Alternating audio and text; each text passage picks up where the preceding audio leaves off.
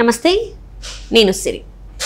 వల్లభనేని గారు అయితే అరెస్ట్ అయ్యి జైల్లో ఉన్నారు. అయితే ఈ సందర్భంగా తనకి కొన్ని కోరికలు ఉన్నాయని చెప్పేసి కోర్టులో అయితే కోర్టునైతే కోరడం జరిగింది. ఇంతగా ఆ కోరికలు ఏంటనే అంశాన్ని మనకు వివరించడానికి మనతో పాటు ఉన్నారు ప్రముఖ సీనియర్ జర్నలిస్ట్ డాక్టర్ దుర్గవడ్లమణి గారు. నమస్కారం మేడం.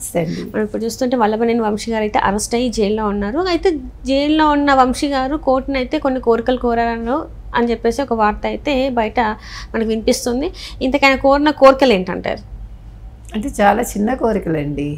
అంటే మీకు గుర్తుంటే కనుక అయితే చంద్రబాబు నాయుడు గారిని అరెస్ట్ చేసినప్పుడు 2023లో ఆయన దోమలు ఉన్నాయి అలా చిన్న చిన్న కంప్లైంట్స్ చేస్తే అప్పుడు కొడాలి నాని గారు ఒక ప్రెస్ మీట్ పెట్టారు. పెట్టి అంటే మీరు ముసలాళ్ళు అయిపోయారు, మీకు జైల్లో దోమలు కాకపోతే రంభ ఊర్వశి వచ్చి డ్యాన్స్ చేస్తారా, మీకు ఇంకేమి ఇస్తారు కోరికలు, మీకు అన్నీ మీరు తీరుస్తారా, మీరు వెళ్ళి కోర్టును అడగండి మీకు ఏం కావాలోనో. ఇంటి నుండి భోజనం అడిగారు ఆయన, మీరు కోర్టు ద్వారా తెచ్చుకోండి అని సలహా ఇచ్చాడు. అప్పుడు సజ్జల రామకృష్ణారెడ్డి కూడా అప్పుడు ప్రెస్ మీట్ పెట్టి వ్యంగ్యంగా మాట్లాడారు. వల్లభనేని వంశీ అరెస్ట్ అయిన దగ్గర నుంచి జరిగిన సంఘటనలు మీరు చూస్తే వాళ్ళ మీద అరిచి పోలీసుల మీద బూతులు తిట్టి వాళ్ళని అంటే చాలా జులుం ప్రదర్శించాడు ఆయన. అంతేకాకుండా అక్కడికి వెళ్ళాక నేను ఈ బ్యారక్లో ఉండను అది చూసుకుని ఏదైనా ఇల్లు కొనుక్కోవడమా లేకపోతే రెంట్కి ఇంటికి వెళ్తామా, మనం ఏదైనా అద్దె ఇంటికి వెళ్తున్నామా, మనం అన్నీ చూసుకుని ఇది బాగాలేదు ఇది బాగుందని, నేను ఈ బాత్రూమ్ వాడను. మరి వీళ్ళందరూ ముందుగా అసలు ఒక రూమ్ కట్టించుకోవాల్సిందేమో ఏదైనా వీళ్ళ డొనేషన్ ఇచ్చి జైల్లో కదా. అంటే అలాంటి సదుపాయం ఉంటే ఆ పని చేసేవాళ్ళేమో వైసీపీ వాళ్ళందరూ. అంటే ముందుగానే యాంటిసిపేట్ చేసి వీళ్ళు ఎలాగ మనం జైలుకి వెళ్తాం సుమా అని ఒక కొత్త జైలు ఒకటి కట్టించేసుకుని మొత్తం ఎంతమంది ఉన్నారు ఎమ్మెల్యేలు ఎంపీలు అందరూ కూడా అందరికీ ఒక బెస్ట్ రూమ్ వచ్చి జగన్మోహన్ రెడ్డికి. ఆయనకంతా ప్యాలెస్ సౌకర్యాలు కావాలి కదా, అందులో ఒక 13 లక్షలతోటి ఒక టాయిలెట్ కట్టుకుని బంగారంతో జైల్లో మొత్తానికి. మళ్ళీ మీరు కూడా ఏంటంటే జైల్లో కూడా 500 కోట్లతోనే ఒక చిన్న జైలు నిర్మించి ఉంటే ఈరోజు ఈ కష్టాలు వచ్చి ఉండవు రాష్ట్రానికి అంటారు. అంటే ఈ కష్టాలు రాష్ట్రానికి ఎందుకు కష్టాలు, పాప వల్లభనేని వంశీ గారికి వాళ్ళ ఆవిడ బయటకు వచ్చి ప్రెస్ మీట్లు పెట్టి తెగ హైరాణ పడిపోతున్నారు కదా. నాకు జగన్మోహన్ రెడ్డి గారు ఫోన్ చేశారు, జగన్మోహన్ రెడ్డి గారు అండ ఉంది, జగన్మోహన్ రెడ్డి గారు స్క్రిప్ట్ ఇవ్వడు ఇట్లా ఫాలో అప్ చేసి. ఇంకా జగన్మోహన్ రెడ్డి గురించి పూర్తిగా వాడికి అర్థం కాలే, మిమ్మల్ని బాగా వాడుకుని మీ సేవలు ఆయన దాని మీద మళ్ళీ ఎలానే ముఖ్యమంత్రిని అవ్వాలని ఒక స్కెచ్ చేసుకుంటాడని ఇవిడికి అర్థం కావట్లే. ఇవాళ వల్లభనేని వంశీ నిన్న ఇవన్నీ చేశాక నాకు బ్యాక్ పెయిన్ ఉంది, కింద వెన్నెముకలో కిందది అదేదో ప్రాబ్లం ఆయనకి కింద పడుకోలేడు ఆయన, అందుకని బెడ్ కావాలి, ఇంటి నుంచి భోజనం కావాలి, ఫుడ్డు బెడ్ ఇంకేం కావాలి నాయన అని అడుగుతున్నారు జనాలు. వల్లభనేని వంశీ మీ కోరికలు ఇంకేంటి చెప్పండి, జైలు అధికారులు ఉన్నది వీటి కోసమేను, మీ చేత నిజాలు కక్కించడానికి కాదు మీకు సకల సదుపాయాలు చేకూర్చడానికి అని చెప్తున్నారు. ఎందుకంటే ఇప్పుడు ఆయనకి అంటే ఇంటి ఫుడ్ అంటే బిర్యానీ కావాలేమో, బిర్యానీ లేకపోతే నాలుగుకి పాపం నరాలు లాగేస్తాయేమో. సో ఇప్పుడు ఏంటి ఇంకా నెక్స్ట్ ఏంటి అడుగుతాడో ఆయన చూడాలి మనం. వాళ్ళ ఆవిడ గారు కూడా మా ఆయనకు ఇంకా ఒంట్లో బాగాలేదు, రోగాలు ఒంటి నిండా భలే ఉంటాయండి, అసలు అరెస్ట్ అవ్వగానే రోగాలు భలే వస్తాయే. ఇప్పుడు ఈరోజు కూడా మన జగన్మోహన్ రెడ్డి గారు మరి వల్లభనేని వంశీ గారిని కలవడానికి వెళ్తున్నారు కదా, ములకత్లో కలవడానికి వెళ్తున్నారు. మరి ఇప్పుడు అక్కడ ఏం మాట్లాడే అవకాశం ఉందంటారు? అంటే ఇప్పుడు వల్లభనేని వంశీ పంకజశ్రీ గారు ఆలోచించుకోవాలి. వల్లభనేని వంశీ దగ్గరికి జగన్ వెళ్తున్నాడంటే మీరు సీసీటీవీ కెమెరాస్ ఉంటాయి కదా, 60 కెమెరాలు పెట్టారని ఆవిడ అంది. ఇంకోటి ఏంటంటే తెరలు వేశారు, ఆయనకి తెర వేశారు. ఎందుకు వేశారంటే ఆయనకి ప్రాణహాని ఉంది అని ఆవిడ రోజు గొడవ పెట్టేస్తుంది కదా, వల్లభనేని వంశీకి ప్రాణహాని ఉందని. అంటే అన్ని కేసులు ఉన్నాయి ఆయన మీద. ఇప్పుడు ఆయన్ని సత్యవర్ధన్ కిడ్నాప్ కేసులో అరెస్ట్ చేశారండి, SC ST అట్రాసిటీ కేసులో చేశాక ఇంకా అతని మీద 16 కేసులు ఉన్నాయని తెలిసింది. అవి కాకుండా ఇంకొక 2 కేసులు కొత్త వచ్చాయి. సో ఇప్పుడు ఆయన ప్రాణహాని ఉంది కదా, ప్రాణహాని దేనివల్ల ఉంది, ఈ కేసు వల్ల లేదు. ఆయనకి ప్రాణహాని ఆయన చేసిన తప్పిదాల వల్ల, ఆయన చేసిన వెధవ పనుల వల్ల ఆయన మీద ప్రాణహాని ఆయనకుంది. కాకపోతే ఏంటంటే ఇప్పుడు జగన్మోహన్ రెడ్డి వచ్చి ఏం సలహా ఇస్తాడు అనే దానికి సీసీటీవీ కెమెరాస్లో ఆడియో ఉంటుంది కదా, కొత్తగా ఆడియో పెట్టించాలి.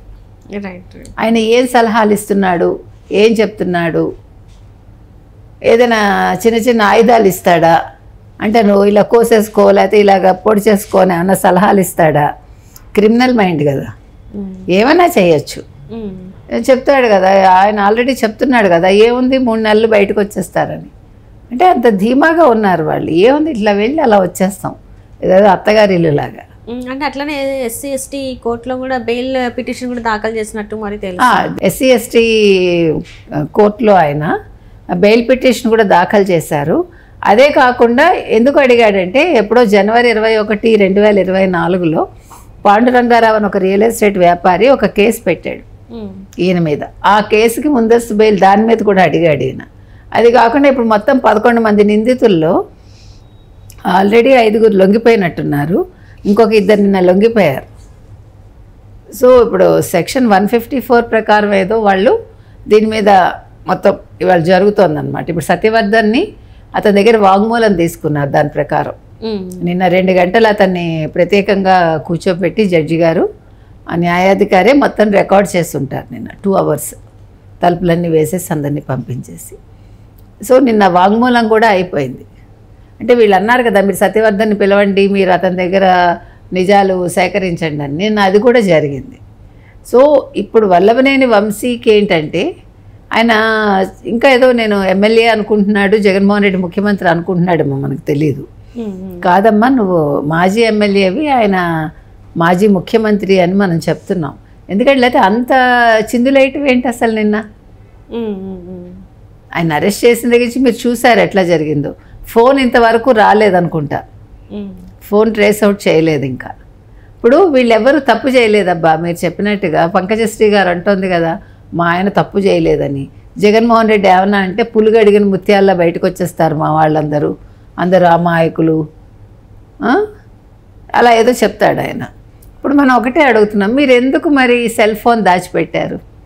ఏ తప్పు వంశీ చేయలేదు, ఫోన్ ఇవ్వండి విచారణకి, నిజానిజాలు బయటకు వస్తాయిగా. అందులో మీరు ఏ తప్పిదాలు లేకపోతే, మీ ఫోన్లో ఏ కాన్వర్జేషన్స్ లేకపోతే, ఏ మెసేజ్లు కానీ ఏ ఫొటోస్ కానీ లేకపోతే, ఏ వీడియోస్ కానీ, మీరు ఎందుకు ఫోన్ దాచిపెట్టారు? కవిత కూడా అదే చేశారు కదా గతంలో, లిక్కర్ స్కామ్లో 11 ఫోన్ల పని వాళ్ళకి ఇచ్చేస్తారు వీళ్ళందరూ. అంటే